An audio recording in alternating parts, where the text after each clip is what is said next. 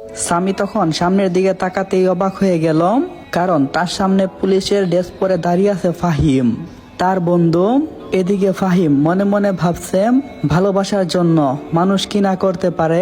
কত সুন্দর একটা জীবন ছিল, টাকা পয়সার কোনো কিছু অভাব ছিল না, একটা মেয়ের জন্য সবকিছুই নষ্ট করে দিল। আসলে স্বামী, তোর মতো মানুষ হই না, আমি অনেকটাই ভাগ্যবান যে তোর মতো একটা বন্ধু পাইছি। স্বামী তখনও তাকিয়ে আছে ফাহিমের দিকে। স্বামী লক্ষ্য করলো ফাহিমের চোখ থেকে বুঝি এই পানি পড়লো। অনেকটাই কান্নামাকা হয়ে আছে ফাহিম, কিন্তু বাড়ির সবার সামনে তো সে কান্না করতে পারবে না। আর যদি কান্না করে তাহলে তো স্বামীকে বাঁচাতে পারবে না। স্বামীর বাবা তখন ফাহিমকে উদ্দেশ্য করে বলল, স্যার, এই হলো আসামি, ওকে নিয়ে যান এখান থেকে। আর ওর অপরাধ হলো 12 লাখ টাকা চুরি করেছে। তখন ফাহিম এসে আমার কাছে বলল, এই বেটা টাকা কই রাখছস, তাড়াতাড়ি বের কর, নাইলে কিন্তু তোরে মাইরালামু। কারণ ফাহিম অভিনয় করছে, যাতে তারা সন্দেহ না করে, স্বামী বুঝতে পারে। আর বলে, স্যার, আমারে বিশ্বাস করেন, আমি টাকা চুরি করিনি। তখন স্বামীর ছোট ভাই বলতে লাগলো, যা বলার ওকে অফিসে নিয়ে বলবেন, এখান থেকে নিয়ে যান প্লিজ স্যার। তখন স্বামী তার ছোট ভাইয়ের দিকে তাকালো আর বলল, একদিন ওর ছোট ভাই অনেকটাই অসুস্থ ছিল। সেই দিন ফাহিমের কাছে ও বলেছিল যে কোনো মূল্যে ও ওর ছোট ভাইকে বাঁচাবে। সেদিন সে নিজের শরীর থেকে রক্ত দিয়েছিল তার ছোট ভাইকে। আজকে সেই ভাই তার শরীরে আঘাত করলো। আসলেই উপরওয়ালার এই নির্মম অত্যাচার বোধহয় আর স্বামী সহ্য করতে পারবে না। তখন ফাহিম আর দেরি করলো না, স্বামীর 2 হাতে হাত করা লাগালো আর তাকে নিয়ে চললো থানার উদ্দেশ্যে। যাবার পথে ফাহিম স্বামীকে বলল, স্বামী, কেন পড়ে আছিস সেখানে, কেন চলে যাচ্ছিস না?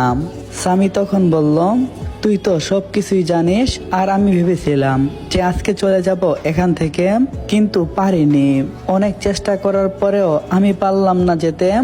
তার আগেই তারা আমার উপর মিথ্যা একটা অপবাদ দিল, আমি নাকি টাকা চুরি করেছি। আবার 1-2 টাকা না, 12 লাখ টাকা। তখন ফাহিম বলল, টাকা কে নিয়েছে, তুই কি কোনো কিছু জানিস? স্বামী মনে মনে ভাবলো, না, একথা ফাহিমকে বলা যাবে না যে টাকা আমার ছোট ভাই নিয়েছে। যদি সে জানে তাহলে ফাহিম যে রাব্বির ক্যারিয়ারটা নষ্ট করে দেবে, কারণ ফাহিম অনেকটাই রাগী। তাই সে মনে মনে ভাবলো, নিজের জীবনটা নষ্ট করলাম, আমি চাই না আমার ছোট ভাইয়ের জীবনটা নষ্ট হোক। স্বামী নিশ্চুপ আছে, তাই ফাহিম তাকে উদ্দেশ্য করে বলল, কি হলো, কথা বলছিস না কেন? তখন স্বামী বলল, আসলে আমি জানি না টাকা কে নিয়েছে, কিন্তু বিশ্বাস কর দোষ, আমি টাকা নেইনি। তখন ফাহিম বলল, দেখ ভাই, আমি তোর বন্ধু এটা মানলাম, কিন্তু আইনের কাছে যে আমি বাধারে, আমি তোর কোনো রকম হেল্প করতে পারবো না। কিন্তু যতটুকু সম্ভব আমি চেষ্টা করব যাতে তোর কম সাজা হই। এই কথা বলে ফাহিম কান্না করতে শুরু করলো। স্বামী বলল, বন্ধু, কান্না করিস না, তোর কান্না যে আমার সহ্য হয় না। আসলে আপনার কি এমন বন্ধু আছে যার সাথে আপনি মরার আগ পর্যন্ত থাকতে চান? তাহলে এই গল্পে তাদের সবাইকে মেনশন দেবেন। সো এবার গল্পটা এনজয় করা যাক। একটু পর তারা থানায় এসে পৌঁছে গেল। স্বামীকে জেলখানার ভিতরে রেখে বাহির দিয়ে তালাবদ্ধ করে দিল। ঠিক তখন ফাহিমের ফোনে একটা কল আসলো। ওই পাশ থেকে বড় ওসি বলছে, একটা ছেলেকে এই মারতম থানার মধ্যে আনা হয়েছে, তাই না?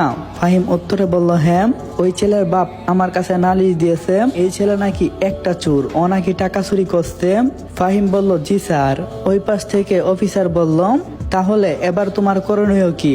ফাহিম বলল, বুঝেছি স্যার। এই কথা বলে সে কান্না করে দিল। মনে মনে ভাবলো, বন্ধু হয়ে বন্ধুর গায়ে কি করে হাত তুলতে পারি। তাই সে একটা লাঠিতে তেল পালিশ করলো আর সোজা জেলখানার ভিতরে চলে গেল। স্বামীকে উদ্দেশ্য করে বলল, বল, টাকা কোথায় রাখছিস? স্বামী তো বুঝতে পারলো যে ফাহিম কি বলতে চাচ্ছে। স্বামী একটা মুচকি হাসি দিল আর বলল, আমি জানি না। ফাহিম কান্না করছে আর হাত জোর করে বলছে, বন্ধু, তুই দোষ স্বীকার করে নে, প্রয়োজনে টাকা আমি ম্যানেজ করব।